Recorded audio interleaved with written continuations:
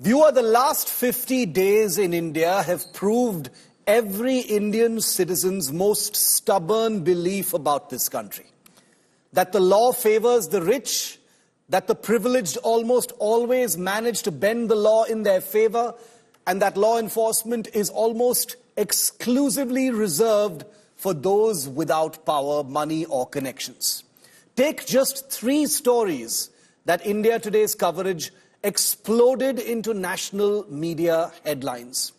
Number 1, the underage teenager who killed a young couple in his speeding Porsche in Pune 52 days ago. Remember that? Godman Bhole Baba, whose brazenly violatory satsang killed 121 people, devotees, in a stampede just a few days ago in Uttar Pradesh. And finally, a Maharashtra ruling party leader's son, whose speeding BMW crushed a woman to death, following which he was allowed to evade the law for 3 whole days. This is the guy, and he's finally been caught. These 3 stories, the ones that I've just read out for you, confirm that core cynicism that unites us all as Indians. The silent resignation to the fact that the justice system in this country is overwhelmingly tilted towards those who cannot fight. That the political system serves only the rich and works against the poor. And that law enforcement simply refuses to do its job properly when the target is someone influential.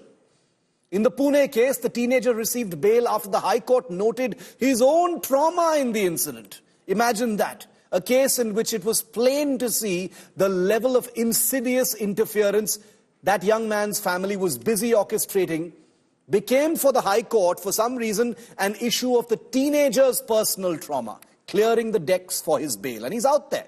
So despite 2 people dead, that underage teenager is living the life with his aunt, free to do as he pleases. Then there's Godman Bhole Baba of Uttar Pradesh, who has the distinction of allowing and enjoying 360-degree political support. Not only is the Yogi Adityanath government reluctant to act against him despite 121 dead at his satsang, but the opposition, which has been vocal in all other VIP cases in Pune, in Mumbai, is tellingly silent in UP. And like I said before, it's because of this VIP godman's caste identity, his resources, his power. Over a week later, nobody has even caught a glimpse of the godman, and nobody seems to care. The buck stops with Yogi Adityanath, and the question remains, why isn't the UP CM, who puts such great emphasis on law and order in Uttar Pradesh, refusing to act against the rich and powerful? And finally, Mihir Shah, the man in the headlines right now, who probably wouldn't have been arrested if it wasn't for India Today's coverage. And I don't say that lightly. No channel had even the spine or the guts to ask the hard questions of the Shiv Sena until India Today had. The brazenness of the criminal justice system laid bare in the previous 2 cases I've mentioned, burnished to a golden shine in this BMW case.